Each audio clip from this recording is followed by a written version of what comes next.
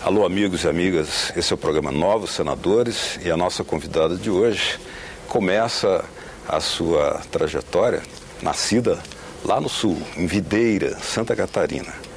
Mas ela se transfere para o Amazonas, para Manaus. Tem uma trajetória política de intensa participação no movimento sindical, no movimento estudantil, na luta pela redemocratização do país, abraça o ideário socialista, o ideário das ideias de transformação social e foi eleita, depois de ter sido vereadora em Manaus, deputada federal por 2 vezes, agora senadora da República pelo Partido Comunista do Brasil, representando o estado do Amazonas. Vanessa Graziotin, que está aqui conosco. Obrigado pela presença, Obrigada, senadora. Beto. Obrigada. Lá pequenininha, as lembranças da família, o que poderia ter influenciado para que você se transformasse numa militante social, uma lutadora social e depois uma política até chegar a Senado? Eu acho que quando pequena não, porque eu sou da década de 60, então a minha infância ela foi uma infância muito desligada das questões políticas, mesmo que o Brasil vivia um período de exceção. A gente não sabia, as crianças não sabiam, mas tínhamos aqui o regime militar, enfim, e que impedia uma participação mais efetiva. Foi depois que eu fui embora para Manaus, porque nós nos mudamos para Manaus por conta do meu pai, que foi trabalhar lá. Saímos do extremo sul e fomos para o extremo norte. E lá eu fiz meu ensino médio, concluí meu ensino médio lá e entrando na universidade, no ano de 1979, aquilo me chamou muito a atenção, porque mesmo no ensino médio, geralmente a juventude já inicia uma militância dentro do colégio, né, na escola de 2º grau, que é a época, mas eu não, porque não podia, o máximo que os estudantes poderiam fazer é entrar num grêmio mais para fazer teatro, para fazer poesia, boletim com teatro, poesia, e eu nunca tive aptidão para essas coisas, né? Então eu fiquei muito distanciada, não participei de qualquer organização enquanto estudante secundarista. E depois já na universidade, que eu entrei na Universidade Pública, Universidade Federal do Amazonas. Se formou em farmácia. Fiz farmácia, eu cheguei lá, tomei um susto, porque foi um impacto muito forte.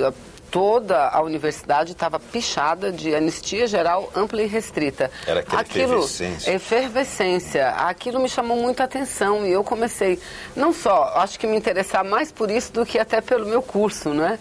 Pela minha nova turma, eu queria saber o que era que estava acontecendo. Porque alguma coisa já me chamava a atenção. Eu lembro que algumas revistas semanais que meu pai lia semanalmente, eu também lia, eu via terrorista preso, terrorista morto, e eu não entendia muito bem o que era que estava acontecendo, porque na minha família ninguém lia política. Foi assim, quando eu entrei na universidade, que eu passei a me interessar muito, e logo de cara já comecei a fazer militância estudantil. E de lá para cá nunca parei, me filiei ao PCdoB, na época a nossa filiação ela era secreta, clandestina, apesar da gente já viver um momento da redemocratização, 79, mas nós não poderíamos filiar. Nos organizávamos em torno da Tribuna Operária, Sim. que era um jornal que o partido mantinha à época, e eu fazia movimento estudantil, era tribuneira, vendia jornal. De meu domingo era ir para os bairros para vender jornal, não é? Tribuna da Luta Operária, fazíamos muito movimento. Foi a primeira mulher a presidir o diretório da Universidade Federal do Amazonas. Enfim, nunca mais parei. Aí fui vereadora durante 10 anos, 3 mandatos na cidade de Manaus, e deputada também 3 mandatos, 12 anos. E agora chego ao Senado para dar continuidade a essa história de militância e luta política. Portanto, foi muito forte aí aquela sabedoria que está na canção do Chico, ou aliás, do Milton Nascimento, Coração do Estudante, né? Que teve um impacto muito forte em você, refletindo um pouco dessa época, quando você se inclinou na luta estudantil, entrou e abraçou com aqueles sonhos de transformar o mundo. Como é que você hoje olha para trás a trajetória e chegando aqui no Senado? Nossa, foi um momento assim muito singular da vida do povo brasileiro, né? Porque mesmo, acho que a minha infância, mesmo ninguém da minha família tendo qualquer ligação política, aquelas notícias que vinham nos jornais, nas televisões, talvez ficassem no nosso subconsciente. E você ter a oportunidade de participar de um movimento pela redemocratização, pela participação, porque a liberdade é tudo. Ali, claro, a liberdade organizada, a liberdade com regras, mas a liberdade é tudo, não é?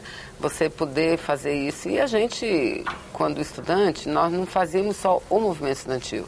Nós fazemos tudo. Eu vivia no Distrito Industrial, porque Manaus é uma cidade que tem um grande polo industrial. Mais de 100 mil trabalhadores, e naquela época a forma de organização das indústrias requeria um volume, uma quantidade de mão de obra maior. Então era muita fábrica, muito operário, e eu gostava muito disso. Então eu acho que foi essa necessidade. E depois que eu entrei na universidade, eu percebi o seguinte, olha, porque a consciência política, ela nos leva a uma consciência cidadã muito mais clara. Eu pensava o seguinte, olha, eu estou aqui estudando numa universidade pública, uma universidade gratuita. 1% só dos jovens da minha idade tem essa oportunidade. Meu pai não paga nada por isso, mas alguém está pagando, é o povo brasileiro. Então eu tenho a obrigação de me formar uma boa técnica, mas também, enquanto cidadã, contribuir para uma sociedade melhor. Acabou que eu me formei, obviamente, mas nunca tive a oportunidade, somente no comecinho, logo depois de formada, de atuar tecnicamente na minha profissão, porque abracei a vida pública, né, no parlamento, e sou daquelas assim, não dá para fazer muita coisa ao mesmo tempo, ou faz uma, e bem feita, ou então não faz 10 pela metade. Não, eu gosto de fazer as coisas como toda mulher, eu sou muito perfeccionista. Então não teve muito tempo, oportunidade para mexer com os remédios da farmácia, mas sim com os remédios sociais, procurá-los. Não, até nisso eu procurei, olha, até no meu curso eu procurei motivos políticos para continuar. E você sabe que eu sou uma apaixonada pela profissão farmacêutica, né? Apaixonada porque é uma das profissões mais estratégicas que tem. Infelizmente, o nosso país, um dos setores em que nós somos mais dependentes ainda é exatamente o setor de medicamento. E um país não pode ser considerado soberano, não pode ser considerado independente se não tiver autossuficiência nos mais diversos segmentos e nos segmentos estratégicos. O setor de medicamento é um segmento estratégico. Liga a isso o fato de eu viver na Amazônia, que é onde nós temos o grande potencial de princípios ativos. Tanto que muito pouca gente sabe, viu, Beto? Mas 25%, há uma estimativa de que 25% dos princípios ativos de todos os medicamentos que nós utilizamos vêm da Amazônia. Olha só. Só que menos de 0,01 patenteados como uma riqueza do povo brbrasileiro. É um tesouro. É um tesouro, né? Então, até nisso eu procurei. Não trabalho mais tecnicamente, mas politicamente busco e procuro estar muito próximo do setor, ajudar muito no desenvolvimento da indústria nacional, na valorização desses profissionais da área de saúde. Nós vamos fazer uma pequena pausa aqui, senadora. Esse é o programa Novos Senadores. Estamos conversando com a senadora Vanessa Graziotin, do PCdoB do Amazonas. Já já a gente volta.